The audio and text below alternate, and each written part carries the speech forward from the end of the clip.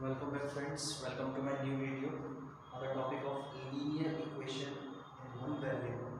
ये हमारी इस सीरीज की linear equation की आपकी second video. Okay, linear equation की सेकंड वीडियो है तो मेक श्योर कि आप पहला वीडियो जरूर देखिए, क्योंकि उसमें मैंने linear equation में वेरिएबल एग्जैक्टली होता क्या है ये समझाना था। बिना उनसे समझ के आप आगे नहीं बढ़ सकते। ओके, और इसके अलावा भी हमने अलजेब्रिक एक्सप्रेशन के ऊपर आपका एक पूरा सीरीज बना रखा है, वो ज़रूर देखिए, बिकॉज लीनियर इक्वेशन जो भी है अलजेब्रिक एक्सप्रेशन की वजह से ही है, तो इसके 50% कॉन्सेप्ट उधर ही है। तो उसे देखने के अगर यहाँ कंटिन्यू करें तो शायद आपको कोप अप करने में थोड़ी सी प्रॉब्लम हो जाए। ओके, जो हमारा लास्ट टॉपिक था वो था आपका सॉल्यूशन ऑफ एन इक्वेशन, यानी ये हमने आपको थोड़ा सा हिंट दे दिया था एग्जैक्टली होता है। तो आज हम पढ़ेंगे कि सॉल्यूशन ऑफ एन इक्वेशन के निकालने के मेथड्स क्या होते हैं। तो एक बार थोड़ा सा रिवाइज करवा दूँ मैं कि सॉल्यूशन ऑफ एन इक्वेशन आपकी किसी भी एक्सप्रेशन में, मैंने एक्सप्रेशन लिखा था 2y + 7 = 0। पहले आपसे चेक कर लीजिए लीनियर इक्वेशन में गिवन वेरिएबल है कि नहीं, या आप खुद चेक कर लीजिएगा, क्योंकि लास्ट पूरे क्लास में यही चेक करना सिखाया था। ठीक है, तो इस इक्वेशन पर हम पर्टिकुलर फोकस करें तो इसका सॉल्यूशन क्या होगा? इसका सॉल्यूशन होगा इसके वेरिएबल की वो वैल्यू, ध्यान सुनिएगा, इसकी वेरिएबल की वो वैल्यू जिसकी वजह से आपका LHS और RHS बराबर हो जाए। कई बार हम सॉल्यूशन को रूट्स वर्ड से यूज करते हैं। रूट्स वर्ड हर एक क्लास में यूज होता है, सॉल्यूशन वर्ड लोअर क्लास में यूज होता है, लेकिन ऐसा कोई नेसेसरी नहीं है कि आपका रूट्स ही यूज हो हर जगह, सॉल्यूशन यूज हो। दोनों के मतलब सेम होते हैं, आप कोई भी वर्ड यूज कर सकते हैं। स्टैंडर्ड बुक्स में आप देखेंगे रूट्स वर्ड ज़्यादा यूज होता है। ओके, इतनी ज़्यादा स्टैंडर्ड फील देता है आपका रूट वर्ड। तो आप बेसिकली इतने निकालने के तरीके क्या होते हैं? आपके पास दो तरीके हैं। पहला तरीके को हम बहुत ही बेसिक तरीका होता है आपका हिट एंड ट्रायल मेथड, और दूसरे तरीके का नाम देते हैं अल्टरनेटिव मेथड।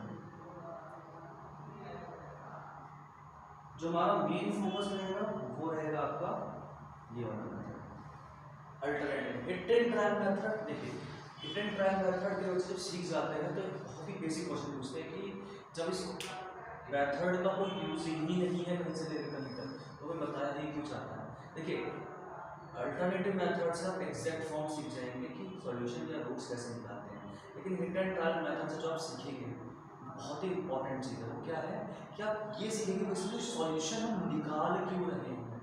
ठीक है, सॉल्यूशन का एग्जैक्ट मतलब क्या होता है, क्योंकि सॉल्यूशन तो हम किसी भी क्वेश्चन को बड़े आराम से निकाल देते हैं, लेकिन फिर हम कंफर्म करना, एक फील होती है कि सॉल्यूशन एग्जैक्टली ये है कि नहीं, इसका इंपॉर्टेंस क्या है, वो हम बेसिकली पूरा कौन देता है, हिट एंड ट्रायल मेथड देता है। ये जो डेफिनेशन है ना कि सॉल्यूशन का, कि सॉल्यूशन आपका वेरिएबल की वो वैल्यू होती है जिसके वजह से LHS और RHS बराबर होता है। ये पूरा डेफिनेशन आपका हिट एंड ट्रायल मेथड पे आपका यूज होता है, ये डेफिनेशन ही यहाँ यूज होता है। फिर अल्टरनेटिव मेथड में हम बहुत ही क्रूशियल मेथड सीखते हैं कि आपका कैसे पूरा का पूरा इक्वेशन सॉल्व करेंगे हम, ताकि हमारा सॉल्यूशन निकल जाए। तो हिट एंड ट्रायल मेथड बहुत ही छोटा सा टाइम नहीं होगा उसके लिए, बिकॉज इंपॉर्टेंट है इसलिए बता रहा हूँ, बट क्योंकि आगे यूज नहीं करना तो इसलिए इसे ज़्यादा लंबा नहीं खींचिए। क्लियर? ठीक है, तो पहले हिट एंड ट्रायल पे जाएंगे। सेम इक्वेशन, देखिए हिट एंड ट्रायल में क्या करते हैं, क्योंकि एक ही वेरिएबल है आपके पास यूज करने के लिए, क्योंकि चैप्टर का नाम ही लिखा है क्वेश्चन में वेरिएबल है, तो हम क्या करेंगे उस वेरिएबल के डिफरेंट डिफरेंट वैल्यू सोचेंगे खुद। हिट एंड ट्रायल, हिट मतलब हिट एंड ट्रायल मतलब कि तुक्का लगाना, सिंपल सा तुक्का लगाना। तुक्का ठीक है, आप अगर लग गया तो ठीक है, नहीं है तो दूसरा तुक्का लगाओ। तुक्के लगाते जाओ लगाते जाओ लगाते जाओ। ओके, y की वैल्यू देन 2y + 7 = 0। ये आपका LHS और RHS y की वैल्यू के बराबर हो रहा है। पहले मैं वैल्यू लेता हूँ y की वैल्यू 0, y की वैल्यू 0 में तो 7 क्या आ जाएगा, LHS क्या आ जाएगा 7, RHS का बराबर 0। क्या LHS RHS के बराबर हो नहीं होगा, तो इसका मतलब क्या है कि आपका इस इक्वेशन का सॉल्यूशन 0 नहीं हो सकता, या रूट्स 0 नहीं हो सकते, तो LHS आपका RHS के बराबर नहीं। सेकंड वैल्यू में लेते हैं 1 का देखिए। अच्छा, 2y का मतलब ऑलरेडी आप लोगों को पता है, जिन्हें नहीं पता उनसे रिक्वेस्ट है अलजेब्रिक एक्सप्रेशन एक बार जाके प्लीज देखिए, बिकॉज कौन सा टर्म वेरिएबल होता है, कांस्टेंट होता है, लीनियर इक्वेशन में जाना बहुत जरूरी होता है, तभी आप इक्वेशन सॉल्व कर पाएंगे। अगर जिन्हें पता होगा तो उन्हें ये भी पता होगा 2y होता है 2 × 1। ओके, तो बेसिकली क्या हो जाएगा 2 × 1, तो 2 1 2 2 + 7 क्या हो जाएगा 9। तो 9 भी आपका 0 के बराबर नहीं है, यानी y की वैल्यू 1 रखने पे आपका LHS RHS के बराबर नहीं आया, तो y की value 1 is not a solution for this particular equation. Okay, next value मैं रखता हूँ 2। ओके, 2 वैल्यू रखूँ तो 2 is 4, 4 plus 7 11, तो आपका ये भी नहीं। ओके, अब मैं एक ऐसी वैल्यू रखने वाला हूँ जो सोचना बहुत ही ज़्यादा डिफिकल्ट है, बट वो इसका सॉल्यूशन होगा। ठीक है, इसके बाद मैं आपको बताऊंगा कि मैंने ऐसा क्यों किया है, ऐसा इक्वेशन पहले क्यों लिया, मैंने पहले इसको सॉल्व कर लीजिए। अगर मैं y की वैल्यू -3.5 रख दूँ, या फिर इसे हम कहते हैं -7/2 रख दूँ, एक रैशनल नंबर हो तो -7/2 रखूँगा तो क्या होगा, -7/2 + 7 = 0। ओके, मैं थोड़ा ऊपर सॉल्व कर देता हूँ।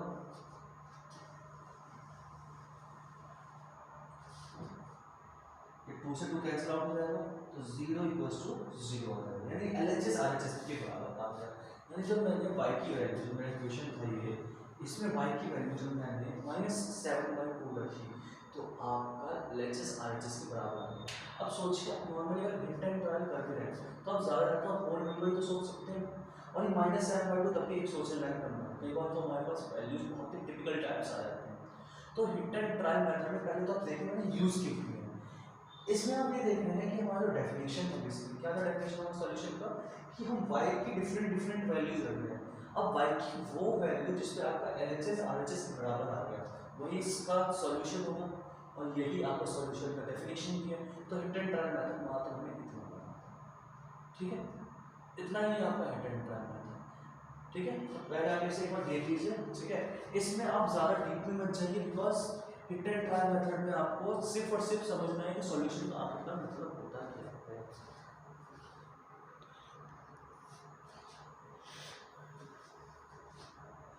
आई होप आप लोगों को क्लियर हो गया होगा। नेक्स्ट क्या है हमारे पास, नेक्स्ट हमारे पास अल्टरनेटिव मेथड। अल्टरनेटिव मेथड में चाहूँ तो आपको डायरेक्टली बता सकता हूँ। देखिए, मैथ्स में दो तरीके से आप समझ सकते हैं चीज़ों को। इसको जितनी प्रैक्टिस करेंगे नए नए कॉन्सेप्ट खुद ही सीखते जाएंगे। एक पहले कॉन्सेप्ट सीख लीजिए, और जो प्रैक्टिस का टाइम है उसे डिक्रीज कर लीजिए, दो ही तरीके। ठीक है, तो आप देखिए आपको कौन सा तरीका पसंद आ रहा है, मैं दोनों तरीके से करवाने के लिए तैयार हूँ। तो अल्टरनेटिव मेथड में सबसे इंपॉर्टेंट टॉपिक जो आपको पढ़ना है वो है ट्रांसपोज। क्या है? ट्रांसपोज। ठीक है, ट्रांसपोर्ट वर्ड आया है ट्रांसपोर्ट से, सॉरी ट्रांसपोज वर्ड आया आपका ट्रांसपोर्ट से, यानी आपको क्या करना है, किसको बाद में लिखेंगे हम, इक्वेशन में किसी भी एलिमेंट को ट्रांसपोर्ट करना है विद चेंज इन, देखिए वर्ड ट्रांसपोर्ट नहीं, ट्रांसपोज यूज हुआ है, मतलब किसी भी एक एलिमेंट को ट्रांसपोर्ट करना है with change in sign. For example, change in sign मतलब क्या है, देखिए चेंज इन साइन हम क्लास से पढ़ते आ रहे हैं कि प्लस अगर साइन चेंज करेगा तो उसमें जाएगा माइनस में जाएगा, माइनस साइन चेंज करेगा किसमें जाएगा कन्वर्ट प्लस में हो जाएगा, मल्टीप्लाई साइन चेंज करेगा किसमें कन्वर्ट हो जाएगा डिवाइड में हो जाएगा, डिवाइड साइन चेंज करेगा किसमें कन्वर्ट हो जाएगा मल्टीप्लाई में हो जाएगा। एक दूसरे के इन्वर्स रहता है हमेशा पता है। ठीक है, तो ये जानना बहुत जरूरी है कि ट्रांसपोज का एग्जैक्टली मतलब क्या है, बिकॉज ये अकेला वर्ड आपका पूरा अल्टरनेटिव मेथड को डिफाइन करता है। उसी इक्वेशन के साथ हम चलते हैं।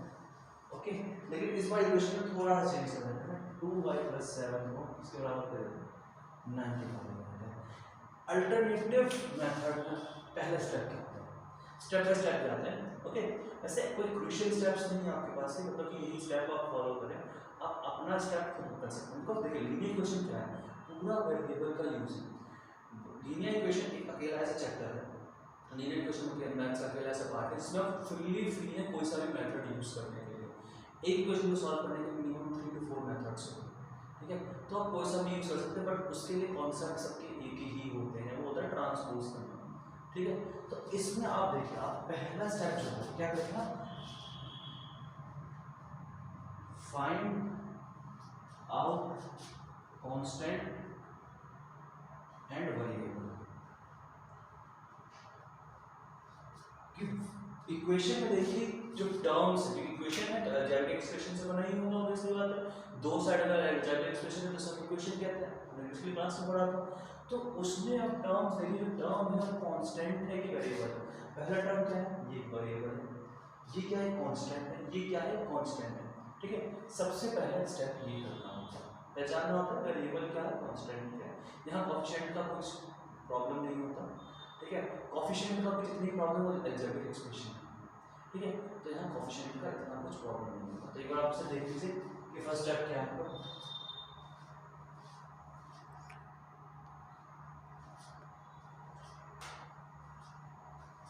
ठीक है, आई होप आप लोगों ने देख लिया हो। ठीक है, अब नेक्स्ट में क्या करना है आपको, नेक्स्ट में स्टेप में क्या करना है आपको एक चीज डिसाइड करनी पड़ेगी, वो आज ही डिसाइड करनी पड़ेगी।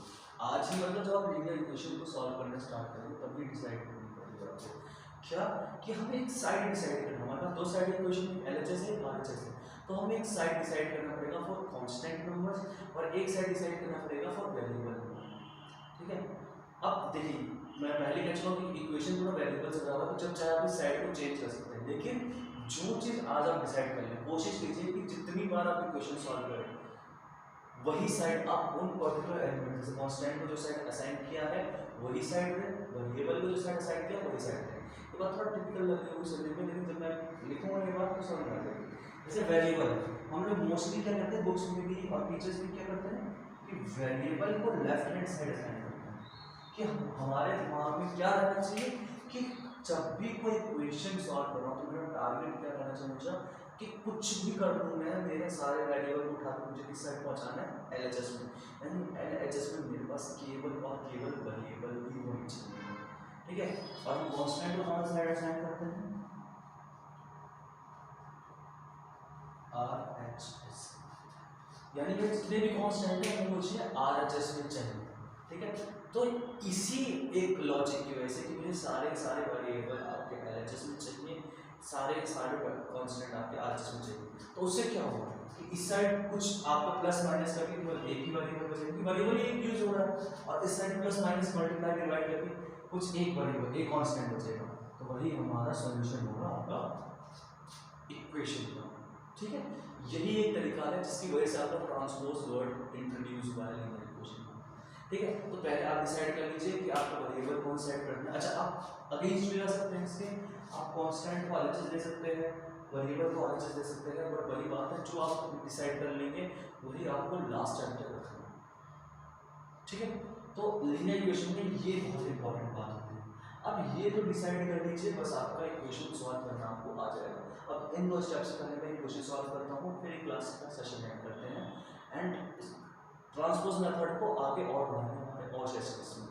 ओके, देखिए हमारा पहला स्टेप क्या था, हमारा पहला स्टेप था कि हमें फाइंड करना था आपका वेरिएबल क्या है कांस्टेंट क्या है, वो निकल गया, ये आपका वेरिएबल है कांस्टेंट है।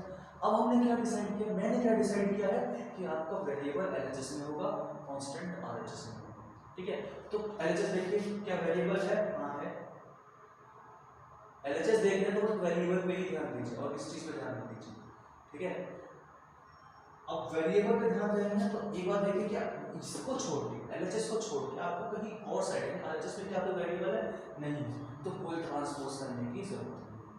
अब आरएचएस में आरएचएस में मुझे क्या देखना है, बस कांस्टेंट देखना है, तो आरएचएस में कांस्टेंट है बिल्कुल है, क्या आरएचएस को छोड़ के और कोई कांस्टेंट है, हाँ एलएचएस में भी एक कांस्टेंट है। तो मैंने क्योंकि डिसाइड किया था भाई कि आरएचएस में आपका कांस्टेंट ही रहेगा, तो किसी भी तरह इन 7 भाई साहब को पकड़ के यहाँ पे डालना है। क्लियर है?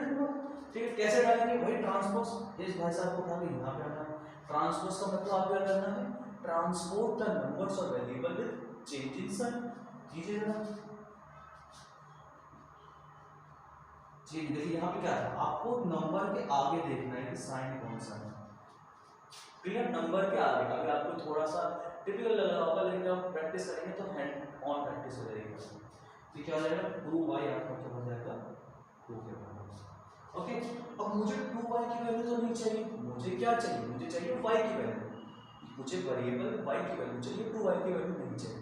तो 2 एक नंबर की तरह ट्रीट करो, तो 2 को लेफ्ट हैंड साइड में तो होना नहीं चाहिए, क्योंकि ऐसा कोई भी नंबर मुझे लेफ्ट हैंड साइड में चाहिए नहीं, मुझे लेफ्ट हैंड साइड में केवल एक वेरिएबल चाहिए।